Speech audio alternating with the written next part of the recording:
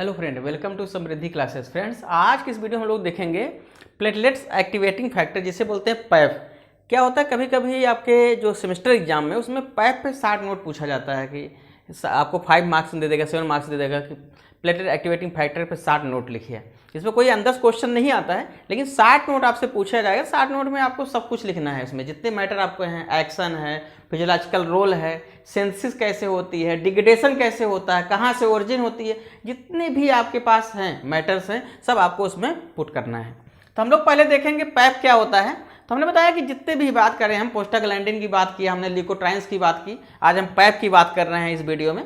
तो जितने भी हैं आपके सेल, ये सेल मेम्ब्रेन से डिराइव्ड है। पहला चीज समझिए कि ये सेल मेम्ब्रेन से डिराइव्ड है।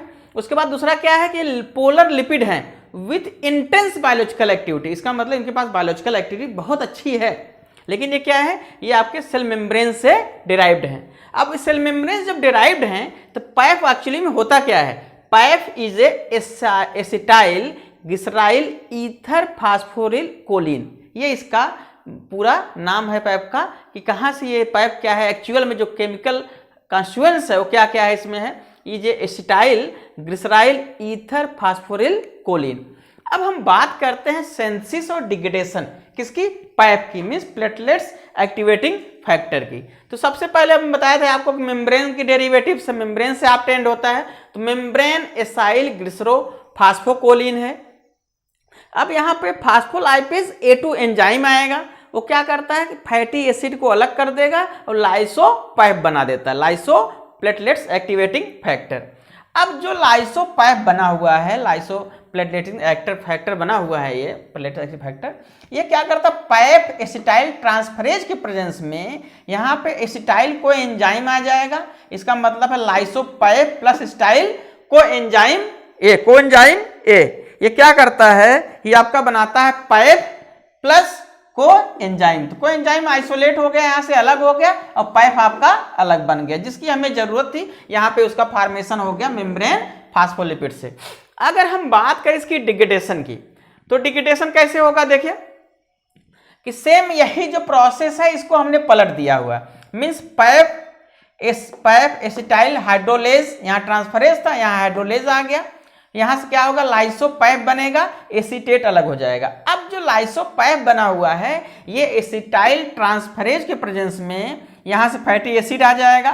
फैटी एसिड और आपका lyso PAF in the presence of acetyl transferase बनाएगा एसाइल ग्लिसरोफास्फोकोलिन। ये इसका क्या है? मेटाबॉलिक प्रोडक्ट है, मीन्स डिग्रेडेशन हो रहा है, यही फॉर्म बनेगा। यही जो आपका प्रोडक्ट है ये, फिर यही से क्या होगा? आपका पैप का फॉर्मेशन स्टार्ट हो जाता है। देखिए एसाइल ग्लिसरोफास्फोकोलिन मेम्ब्रेन में आ जाएगा ये। तो हमने बताया यहाँ पे सेंसिस कैसे होती है और डिग्रेडेशन कैसे होता है। अब आता है कि फार्मा, अगर एक्शन की बात करें, इसका एक्शन क्या होगा प्लेटलेट एक्टिवेटिंग फैक्टर का, तो हमारे जितने भी ऑर्गन्स हैं डिफरेंट पे इसका इफेक्ट मिलेगा। सबसे पहले हम बात करते हैं प्लेटलेट्स की। तो इसका मतलब है प्लेटलेट्स की अगर हम बात करें तो क्या करता है? प्लेटलेट्स का एग्रीगेशन करता है और रिएक्शन को रिलीज करता है। अगर प्लेटलेट्स एग्रीगेशन हो रहा है, रिएक्शन रिलीज हो रहा है, इसका मतलब क्या हो रहा है? थ्रोम्बोसिस हो रही है। इसका मतलब यहाँ पे क्या होगा? सीधे भाषा में समझिए कि ब्लड क्लॉटिंग हो रही है, ब्लड का थक्का जम रहा है, जिसे बोलते हैं थ्रोम्बोसिस। अगर हम बात करें WBC की, तो क्या करता है ये देखिए, WBC में it stimulate neutrophils to aggregate to stick the vascular endothelium. अब क्या है कि जितने भी आपके हैं, मैक्रोफेज हो गया, न्यूट्रोफिल्स हो गया, इनको क्या करता है? वैस्कुलर एंडोथेलियम पे क्या करता है? ये एग्रीगेट कर देता है, वहां पे स्टिक कर देता है। जैसे ही वैस्कुलर एंडोथेलियम में एग्रीगेट करता है, क्या करता है? मेम्ब्रेन से क्रॉस हो जाता है और जहां पे इन्वेजन होता है वहां जाके ये एक्यूमुलेट हो जाता है। अगर हम बात करें प्लेटलेट एक्टिवेटिंग फैक्टर का, किस पे? WBC पे, तो क्या करेगा ये? न्यूट्रोफिल्स को क्या करेगा? स्टिमुलेट कर देगा और जाके वैस्कुलर एंडोथेलियम पे क्या हो जाएंगे? ये वहां पे स्टिक कर जाएंगे, वहीं पे इकट्ठा हो जाएंगे, एग्रीगेट हो जाएंगे। अब हम बात करेंगे ब्लड वेसल्स की। तो ब्लड वेसल्स क्या करता है कि ये वैसोडाइलेशन काज करता है। अब ब्लड वेसल्स वैसोडाइलेशन होता है ऐसे ये ऐसे होता है कि जो एंडोथेलियम डिपेंडेंट रिलैक्सिंग फैक्टर होता है इसको स्टिमुलेट कर देता है। जब ईडीआरएफ आपका स्टिमुलेट होगा तो नाइट्रिक ऑक्साइड रिलीज होगा। अब यही नाइट्रिक ऑक्साइड क्या करता है, वैसोडाइलेशन करता है, और जैसे वैसोडाइलेशन होगा बीपी ऑटोमेटिकली क्या हो जाएगी, कम हो जाएगी। इसे बोलते हैं बीपी फॉल। तो हमने बताया कि ब्लड वेसल्स क्या करेगा, वैसोडाइलेशन करेगा।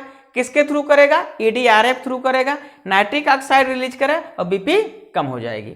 अगर हम बात करें इस विसरल स्मूथ मसल की, तो अगर हम बात करें इस विसरल स्मूथ मसल की, तो डायरेक्टली क्या करता है, विसरल स्मूथ मसल को कंट्रैक्ट करता है, डायरेक्टली भी करता है, एज वेल एज क्या करता है, जितने मीडिएटर्स हैं उनको रिलीज करा के करता है। जैसे मान लीजिए जो मीडिएटर्स कौन से हैं, लिकोट्राइन्स हो गए, प्रोस्टाग्लैंडिन्स हो गए, थ्रोम्बोक्सिन A2 हो गया।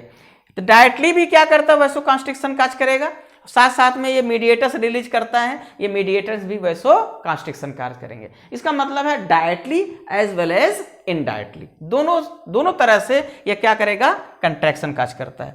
अगर हम बात करें मैकेनिज्म ऑफ एक्शन की, तो मैकेनिज्म ऑफ एक्शन जितने आपके प्लेटलेट्स एक्टिवेटिंग फैक्टर्स हैं ये क्या करते हैं, जी प्रोटीन से ऑपरेट होते हैं।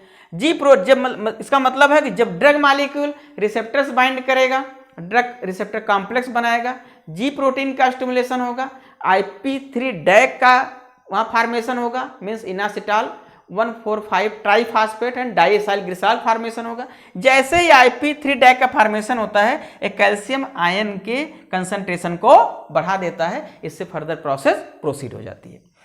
ये तो हो गया मैकेनिज्म ऑफ एक्शन।